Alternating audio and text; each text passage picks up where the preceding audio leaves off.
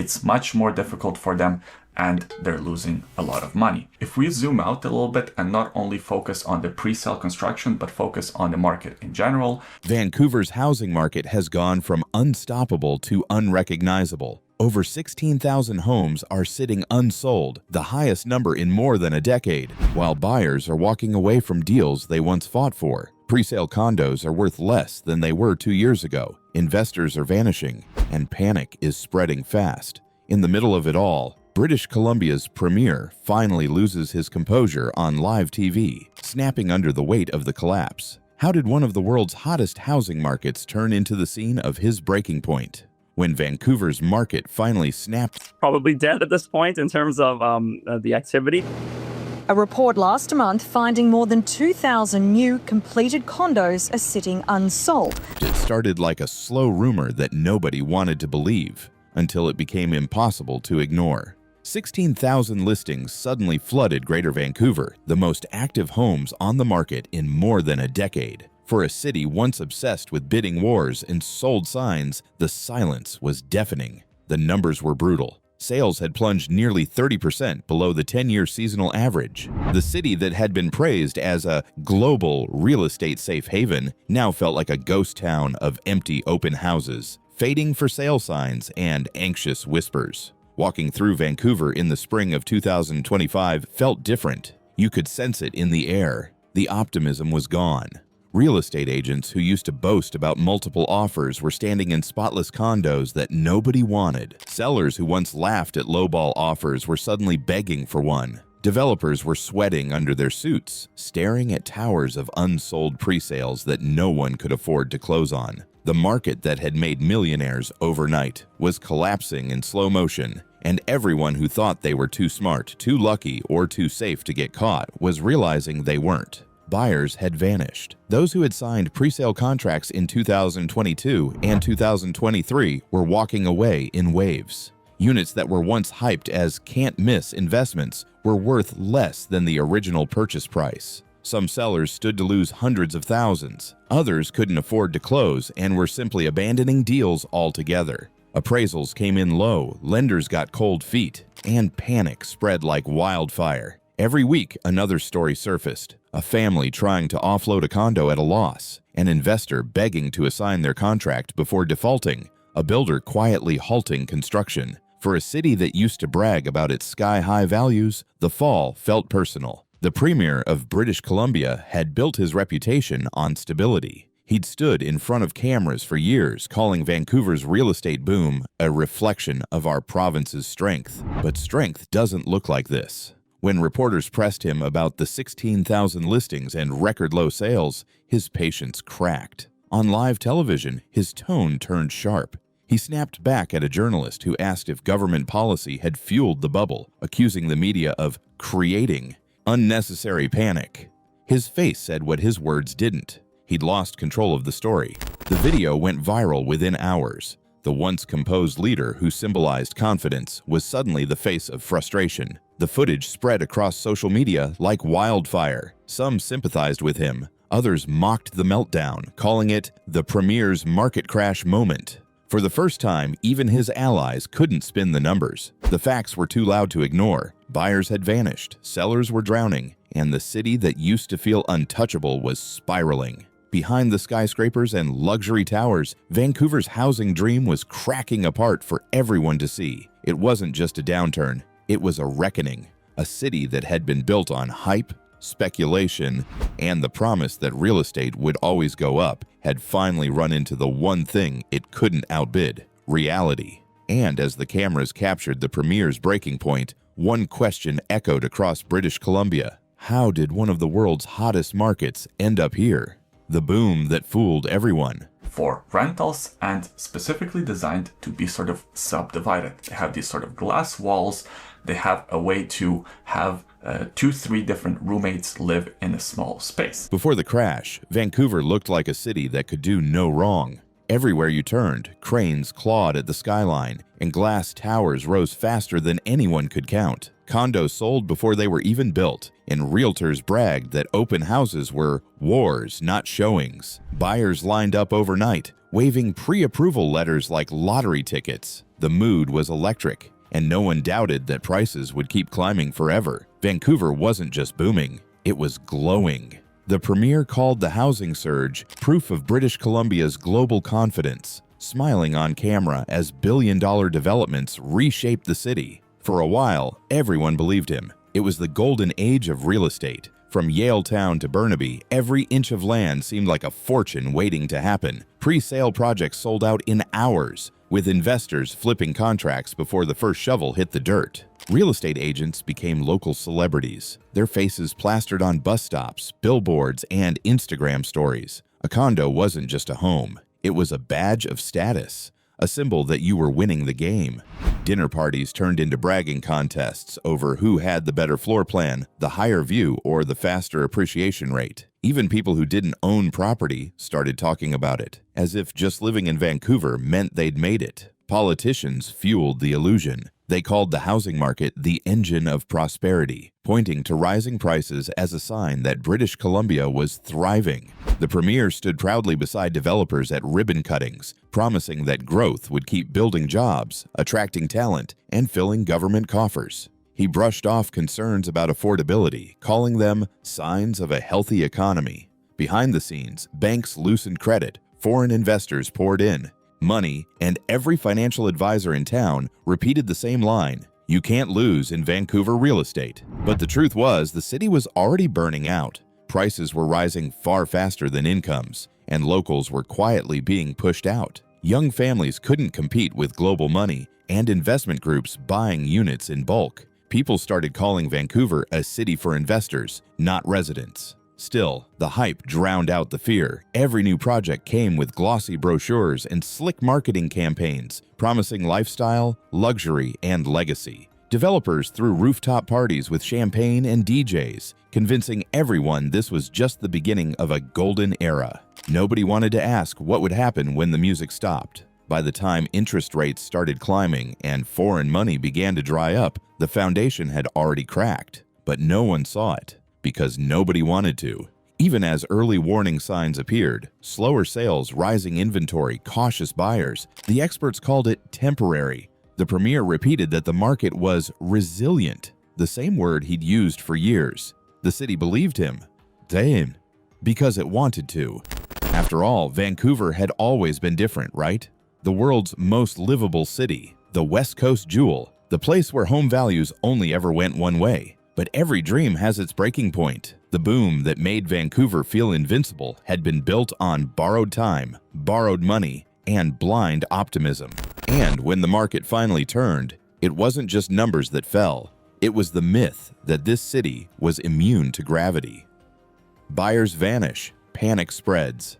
We heard of one last week in Burnaby where the developer decided not to proceed with the project, and he as a result returned all the deposits. It happened faster than anyone expected.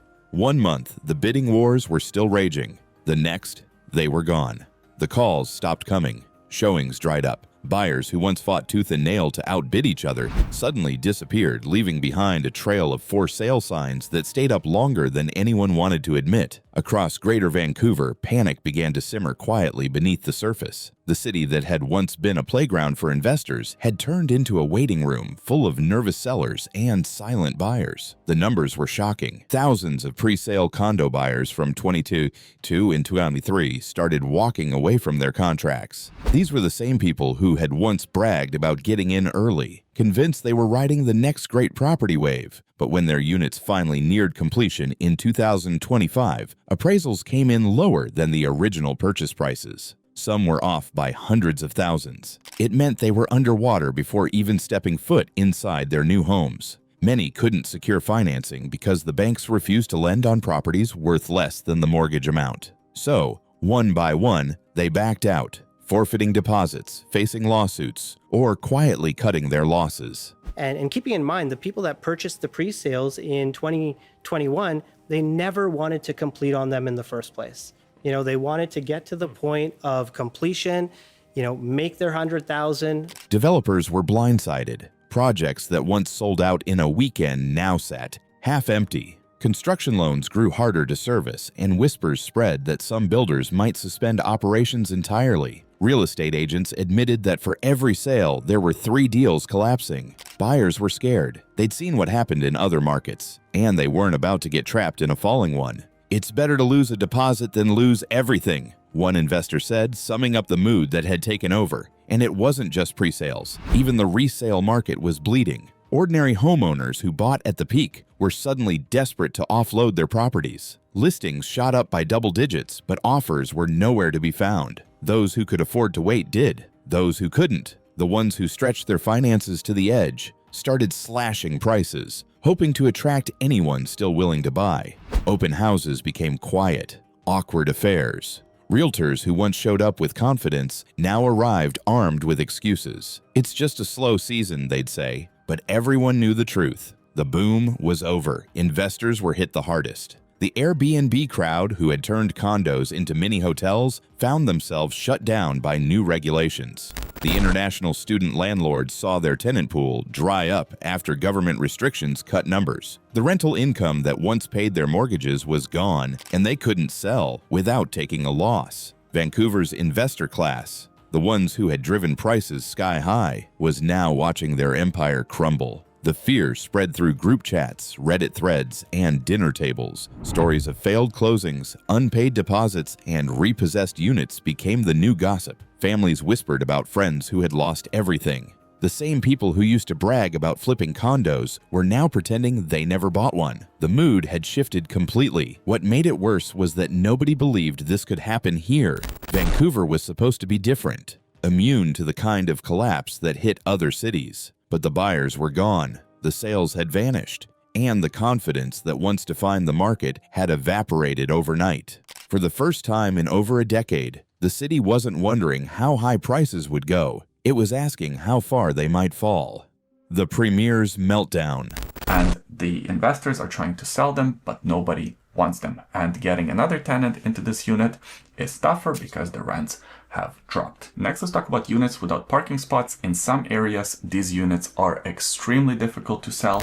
By mid-2025, the tension hanging over British Columbia had reached a breaking point, and so had its premier. For months, he'd faced the cameras with the same calm assurance, repeating that Vancouver's housing market was resilient and that the slowdown was simply a healthy adjustment. But behind closed doors, frustration was boiling. Every new report showed the same grim pattern: listings climbing, sales falling, and buyers vanishing. Then came the day it all spilled out in public. It happened during a press conference meant to reassure voters. The Premier, looking tired and on edge, stood before a wall of reporters promising that government policy would steady the ship.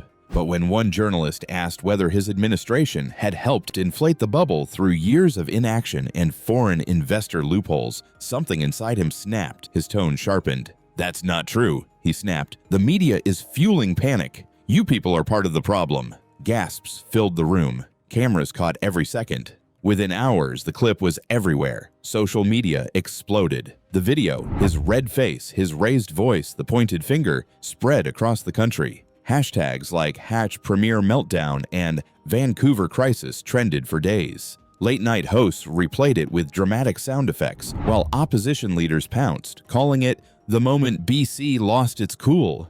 It wasn't just bad optics, it was symbolic. The man who had once stood as the face of economic confidence was now the symbol of a market and a government unraveling under pressure. Behind the scenes, insiders described chaos. Staffers scrambled to control the narrative, but it was too late. The Premier's allies were privately fuming, blaming his outburst for deepening the crisis of confidence. "You can't steady the market by losing your temper," one party member whispered to the press. But the damage wasn't just political, it was emotional. Homeowners who had already lost money felt dismissed, as if their pain didn't matter. His words, "Markets go up and down," replayed across radio stations, sounding cold and disconnected from reality. Meanwhile, the protests began. Outside the BC legislature, frustrated sellers held signs that read, "We lost everything," and "Where's our help?" Families showed up holding pictures of the homes they'd lost to foreclosure. Investors carried letters from banks refusing to refinance their underwater properties. The air was thick with anger, fear, and exhaustion. And through it all, the premier stayed out of sight for nearly a week, fueling rumors that he'd had an internal breakdown. When he finally reappeared for an interview, the change was obvious. The confidence was gone. His voice was quieter, his answers slower, his trademark grin replaced by a blank stare. He apologized for his tone, but refused to admit any policy failure. Viewers saw it. The tremble in his hands, the exhaustion in his eyes. The housing crash had become more than a financial story. It was psychological. The premier's breakdown mirrored the province's. A leader in a market collapsing together under the weight of arrogance, denial, and broken promises. By the end of summer, the headlines had changed tone completely. What started as an economic crisis had turned into a political drama. The man who once stood at podiums bragging about record growth was now fighting for his political survival, and the haunting question remained: if the Premier of British Columbia couldn't keep his cool, how could anyone else believe the province's housing dream was still alive? The human cost of a collapsing market. Governed here in BC. Perfect storm of events. So you have, peak markets where everyone is following the herds back in 2021, early parts of 2022. Behind the headlines and viral clips, the real story wasn't just about numbers. It was about people. The crash in British Columbia's housing market had stripped away the illusion of wealth and left behind a trail of fear, regret, and exhaustion. In Vancouver, the once unstoppable dream of home ownership had turned into something darker, a burden that many could no longer carry. Across the Lower Mainland, stories poured in of families who had done everything right, yet were still drowning. The emotional wreckage was everywhere, even if it didn't always make the evening news. In Burnaby, a young couple who bought a pre-sale condo in 22 watched its value plummet before they could even move in. They'd spent years saving for that down payment, skipping vacations, and working overtime. But when the project finally finished, appraisers said their new home was worth $150,000 less than they'd paid. Their mortgage approval fell through, and with penalties and lost deposits, they were left with nothing but debt. "We thought real estate was a safe bet," the husband told a reporter, "but it feels like we were sold a lie." That phrase, "sold a lie," was starting to echo across the province. In Surrey, another homeowner tried to sell after losing her job, only to watch her listing sit for months without a single offer. "People drive by and don't even look," she said. "It's like nobody wants to touch real estate anymore." For retirees who had counted on selling their homes to fund their futures, the pain was even worse. Decades of equity had evaporated in a matter of months. Some quietly pulled listings, deciding to ride it out. Others had no choice but to sell at heartbreaking losses. The ripple effects were relentless. Contractors stopped getting calls. Real estate offices laid off staff. Mortgage brokers and home inspectors who once couldn't keep up with demand were suddenly desperate for business. Even furniture stores and moving companies reported sharp declines. The economy of BC, once fueled by a property boom, was deflating, and with it, the confidence that had defined the province for years. The same cranes that symbolized progress stood frozen against the skyline, silent reminders of how fast prosperity can turn into panic. The human toll wasn't just financial, it was emotional. The anxiety seeped into everyday life. Couples argued over whether to sell or hold. Parents worried about how to explain to their children why they couldn't move into the home they'd been promised. On social media, BC homeowners confessed to sleepless nights and panic attacks, admitting they felt trapped. The market had always been framed as a game, but this time, the losers weren't just investors. They were ordinary people, blindsided by a system they were told could never fail. For the Premier, the human fallout became impossible to ignore. Every angry letter, every protest sign, every tearful interview chipped away at what little credibility he had left. His breakdown wasn't just political, it mirrored the exhaustion of an entire province that had believed in the same dream. BC had sold itself as a paradise where real estate equaled security, and for years, everyone played along. But as the dust settled, the truth was clear. The dream was never built to last. So, what are your thoughts on this? Let us know in the comments below.